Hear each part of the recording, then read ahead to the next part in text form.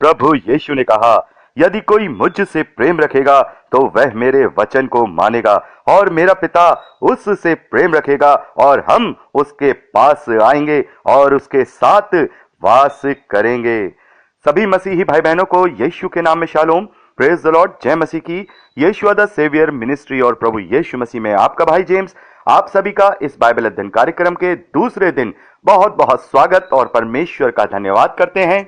मेरे प्यारे भाई बहनों, पहले दिन यानी शुक्रवार को हमने बाइबल का एक छोटा सा परिचय लिया और जैसा मैंने आप लोगों से कहा था कि सोमवार को हम ये जानेंगे कि प्रभु यीशु मसीह इस धरती पर क्यों आए, क्यों प्रभु पर विश्वास के ही द्वारा हमारा उद्धार हो सकता है और हम अनंत जीवन पा सकते हैं, और क्यों प्रभु यीशु मसीह ही इकलौता है जो मार्ग, सत्य और जीवन है, और क्यों हमें उद्धार के लिए केवल प्रभु यीशु मसीह को ही उद्धारकर्ता मानकर विश्वास करना है।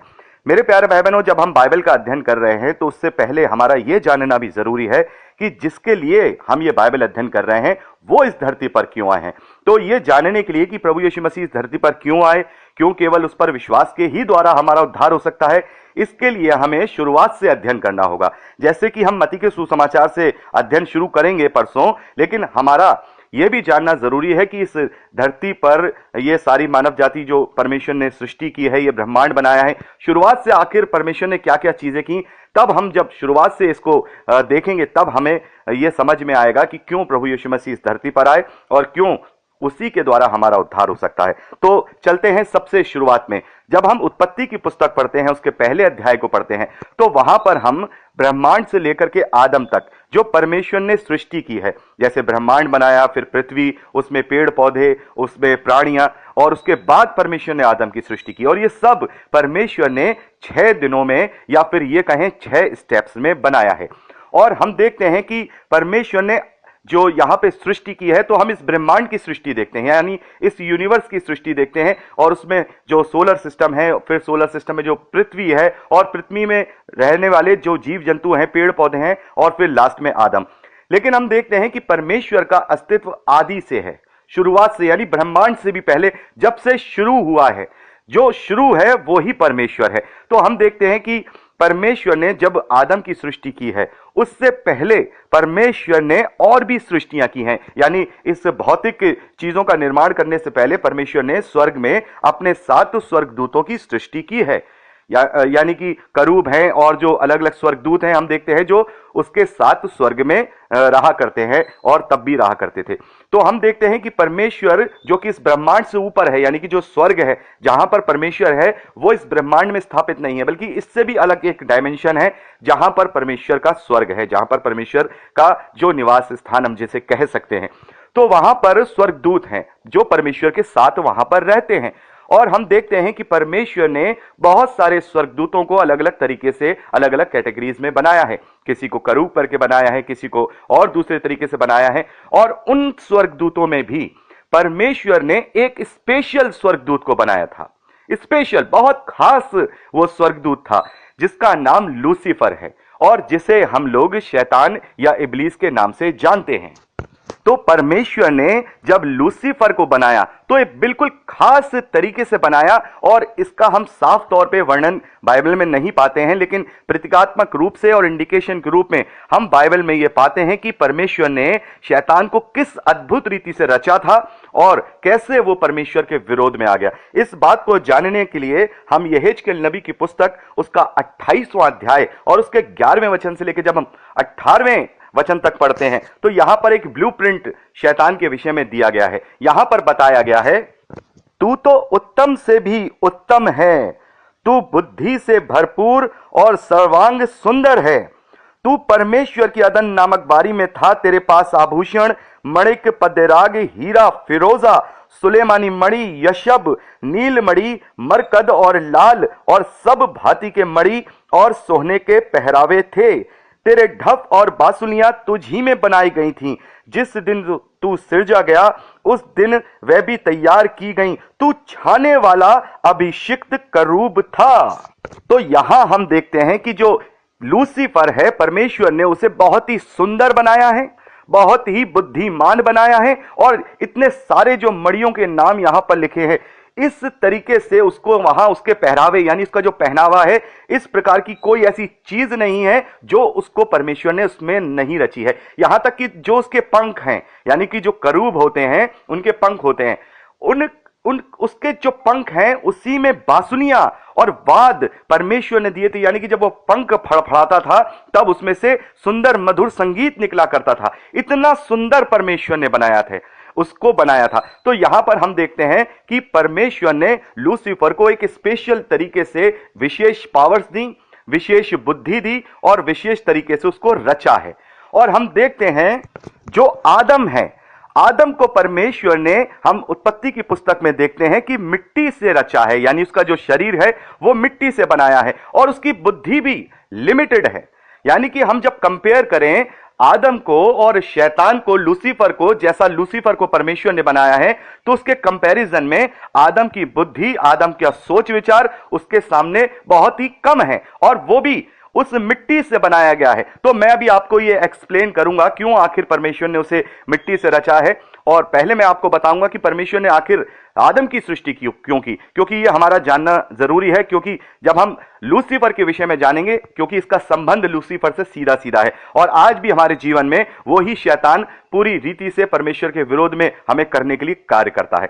तो वहां पर हम देखते हैं कि उसके अंदर इस सुंदरता के कारण, इस बुद्धि के कारण उसकी बुद्धि बिगड़ गई और उसके अंदर जो है घमंड समा गया और घमंड समाने से उसकी बुद्धि बिगड़ी और उसने अपने सिंहासन को परमेश्वर के सिंहासन के तुल्य करना चाहा। इस बात को हम यशायाह नबी की पुस्तक उसके 14वें अध्याय और उसके 12वें वचन से लेकर 18वें वचन तक पढ़ सकते हैं। और मैं चाहूंगा जो भाई बहन इसके विषय में ज्यादा जानना चाहते हैं तो इन दोनों अध्यायों के मैंने आपको नाम बता दिए हैं और एक बार और मैं बताना चाहूंगा। यहेजकेल नबी की पुस्तक उसका 28वां अध्याय 11वें वचन से लेकर 18वें वचन तक और यशायाह नबी की पुस्तक उसका 14वां अध्याय और उसके 12वें वचन से लेकर 18वें वचन तक। तो यहां पर हम शैतान के विषय में उसका वर्णन पा सकते हैं। तो वहां पर हम यशायाह नबी में देखते हैं कि शैतान ने जब अपने आप के अंदर घमंड ले आया और उसने अपना सिंहासन परमेश्वर से भी ऊंचा करना चाहा, तो उसने परमेश्वर के विरोध में पाप किया। तो यहां पर पाप की डेफिनेशन मिलती है।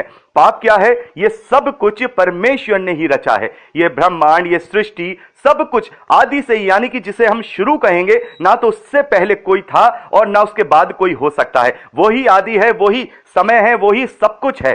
तो जिस परमेश्वर ने सारी चीजों की सृष्टि की है तो उसी के नियमों के अनुसार उन्हें चलना है, क्योंकि जो रचना करने वाला है उसी के प्रकार की उसकी जो बनाई हुई चीज है उसे उसी के तरीके से चलना होगा जैसा वो है। और परमेश्वर अच्छाई है, परमेश्वर सच्चाई है, परमेश्वर दीन है, परमेश्वर प्रेम है। लेकिन यहां पर जो लूसीफर है उसने परमेश्वर की दीनता और परमेश्वर के प्रेम को अपने बुद्धि बिगड़ जाने के कारण उसके ही विरोध में कर दिया। यानी कि जो परमेश्वर के विरोध में जो भी कार्य है वो पाप कहा जाता है। और परमेश्वर के विरोध में लूसीफर ने ये सोचा कि मैं इसके सिंहासन से भी अपना सिंहासन ऊपर कर सकता हूं। तो बहुत सारे भाई बहन ये सवाल करते हैं कि वो तो स्वर्ग में है, परमेश्वर के साथ है, और स्वर्ग जैसी जगह में उसके मन में पाप कैसे आ सकता है? और शैतान हमें भरमाता है, तो शैतान को किसने भरमाया है? तो मैं आपको बताना चाहता हूं कि परमेश्वर ने जो भी सृष्टि की है इस धरती में, हम देखें मनुष्य को छोड़ के जो चीजें हैं परमेश्वर ने उन्हें प्रोग्राम के अनुसार बनाया है। वो अपने अपने डीएनए के अनुसार सब काम करते हैं। पशु पक्षी पेड़ पौधे सारे जो जीव जंतु हैं, चाहे वो निर्जीव चीजें हैं, वो अपनी अपनी प्रॉपर्टी के हिसाब से जैसे परमेश्वर ने उन्हें दी हैं वो उसी नियम कायदे कानून के हिसाब से कार्य करते हैं। लेकिन परमेश्वर ने कुछ विवेक वाली चीजों की सृष्टि की है, जिसमें सबसे पहले स्वर्गदूत हैं। यानी कि जब परमेश्वर ने स्वर्गदूतों को रचा है तो उनको कोई रोबोट की तरह नहीं बनाया है, उनके अंदर कोई प्रोग्रामिंग नहीं की है कि जैसा परमेश्वर कहेंगे वो वैसा ही करेंगे, बल्कि उन्हें फ्री विल के साथ बनाया है, यानी कि फ्रीडम ऑफ चॉइस के साथ बनाया है। उनके अंदर विवेक है कि वो अपनी मर्जी से एक चुनने के अधिकार के द्वारा निर्णय ले सकते हैं। वो परमेश्वर की आज्ञा पालनता भी कर सकते हैं और परमेश्वर के विरोध में भी जाकर कार्य कर सकते हैं। जैसे कि रोशनी है वैसे ही अंधेरा भी है। अगर अंधेरा नहीं होगा तो हम रोशनी को डिफाइन नहीं कर पाएंगे। आप मेरी बात को ध्यान से सुनिए। अगर अंधेरा नहीं होगा तो हम रोशनी को डिफाइन नहीं कर पाएंगे। रोशनी तभी रोशनी बनती है जब वो अंधेरे को चीर देती है। आप समझ रहे हैं? अगर अंधेरा है ही नहीं इस दुनिया में, मान लीजिए अंधेरा नाम की कोई चीज ही नहीं होता, तो फिर रोशनी नाम की भी कोई चीज नहीं होती। क्योंकि रोशनी को अपने आप को प्रेजेंट करने के लिए अंधेरे को चीरना जरूरी है। इसीलिए परमेश्वर की आज्ञा पालनता और परमेश्वर का विरोध, ये दोनों एक ही सिक्के के दो पहलू हैं। तो पाप कहीं बाहर से नहीं आता है, हमारे बुद्धि बिगड़ जाने के कारण, हमारे गलत निर्णय लेने के कारण हम पाप में पड़ते हैं। और यही वहां पर लूसीफर के साथ हुआ कि उसने घमंड किया और उस घमंड के कारण उसकी बुद्धि बिगड़ गई और वो ये भूल गया कि ये परमेश्वर जिसने मुझे रचा है, मैं इसके ही विरोध में, इसकी तुल्य, इसकी समानता में होना चाहता हूं। और आज भी मैं और आप जब पाप में पड़ते हैं तो भले ही शैतान हमारे लिए जाल बनाता है, हमारे चारों ओर वो सारी चीजों को बुनता है, लेकिन निर्णय हम अपने आप से ही लेते हैं। और अदन की वाटिका में भी हम अभी इस बारे में बात करेंगे कि कैसे हव्वा ने ही अपने आप से निर्णय लिया, भले ही सर्प के द्वारा उससे बहकाया गया, लेकिन निर्णय उसने अपने आप लिया। तो पाप हमारे ही अंदर है। परमेश्वर, पाप क्या है? परमेश्वर के विरोध में कार्य करना, उसकी इच्छा के विरुद्ध कार्य करना। तो ये हमारे अंदर ही ये निर्णय लेने की क्षमता परमेश्वर ने दी है। और ऐसे ही स्वर्गदूतों को भी परमेश्वर ने निर्णय लेने की क्षमता दी है। और इसी निर्णय लेने की क्षमता के अनुसार उस लूसीफर ने अपने अंदर घमंड पाकर अपनी बुद्धि बिगाड़ी और उसके साथ ही परमेश्वर के विरोध में पाप किया, या हम कहें उसका विरोध किया। तो लूसीफर को फिर परमेश्वर ने स्वर्ग से बाहर निकाल दिया। हम देखते हैं इस बात को, हम बड़े डिटेल से आगे जब हम प्रकाशित वाक्य का अध्ययन करेंगे, ये सारी बातें आप डिटेल से जान पाएंगे। मैं आपको एक इस तरीके से बता रहा हूं ताकि आपको शुरू से लेकर जो आदम की सृष्टि है और प्रभु यीशु मसीह क्यों आए, इस विषय में हम एक ओवरऑल तरीके से जान पाएं।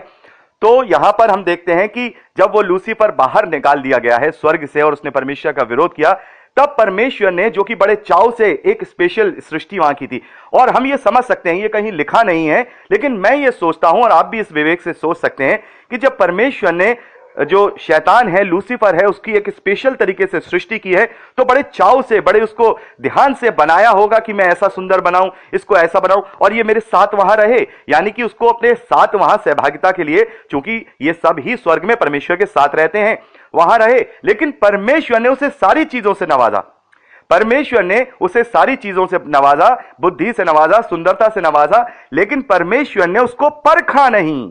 यह बात इंपॉर्टेंट आती है कि परमेश्वर ने उसको परीक्षा नहीं ली उसकी कि ये मेरा ये जो मैंने एक स्पेशल चीज बनाई है, ये मेरा जो है मेरा साथ देगा या मेरे विरोध में हो जाएगा, यानी ये मेरी आज्ञा पालनता में रहेगा या नहीं। इस विषय में परमेश्वर ने उसे नहीं परखा और बिना परखे ही, बिना परीक्षा लिए ही उसको वो सारी चीजें दे दी।